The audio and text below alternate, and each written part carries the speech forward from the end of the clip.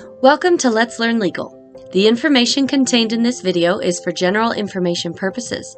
Please consult an attorney in your area to understand how this information applies to your situation. In this video, we will be addressing what to do after the funeral but before the probate. Let's assume that the family, friends, employers, and caretakers have been notified.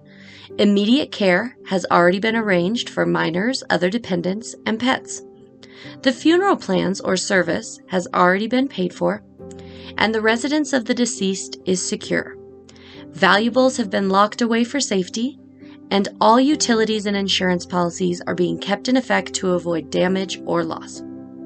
Immediately after the funeral, the family is going to start asking questions about finances, specifically when can they expect their inheritance. Before you begin, here are 3 rules of thumb to keep in mind throughout the process. Rule number 1, take care of yourself. Grief can affect us just as much physically and mentally as it does emotionally. So if you are feeling overwhelmed, take a day off and resume this process one task at a time. Rule 2 is to communicate often and always in writing. I recommend emailing all beneficiaries 1 to 2 times a month until the process is complete. Even if you have nothing new to update, report what has been done, what is pending, and future steps you'll be taking.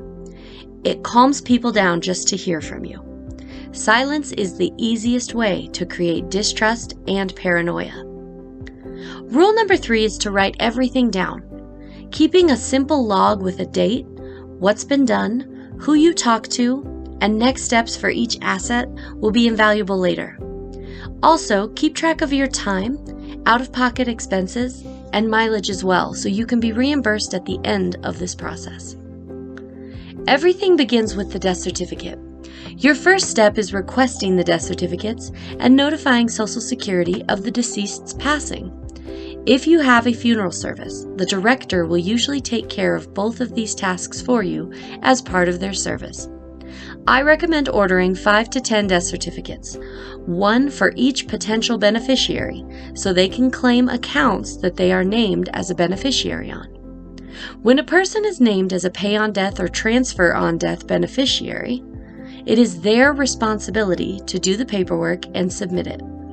Assets with a named beneficiary typically transfer outside of the estate and are not part of probate or the will. Therefore, they are not under an executor's control. You do not need to wait for probate to claim these funds once you have a death certificate in hand. Start searching for documents, specifically the original will, trust documents, codicils and amendments, investments and bank statements, car titles, and insurance policies. Recent tax statements and 1099s are also a helpful guide to finding out what assets a person had. Monitor the mail closely for about 4 months to see what other documentation exists. The 3 credit reporting agencies are Experian, Equifax, and TransUnion. Notifying one of them will permanently freeze the deceased's credit and avoid identity theft. Also, call and cancel credit and debit cards so no further charges can be made, including automatic billing and subscriptions. If there is a mortgage company involved, they should also be notified. Many lenders will defer the mortgage payments until the house is sold or until a family member agrees to take ownership. Next, determine your eligibility for benefits. If you are the spouse or dependent child of the deceased, you may be entitled to receiving pensions, retirement, Social Security, VA benefits, or receive funds from insurance, annuities, and other investments. Please be advised each organization will have their own process, and you may have to submit claim forms multiple times. This is the foundational work of what needs to be done after the funeral but before the probate. A checklist and sample log are available under my free resources tab. The next step is determining if you need to start probate.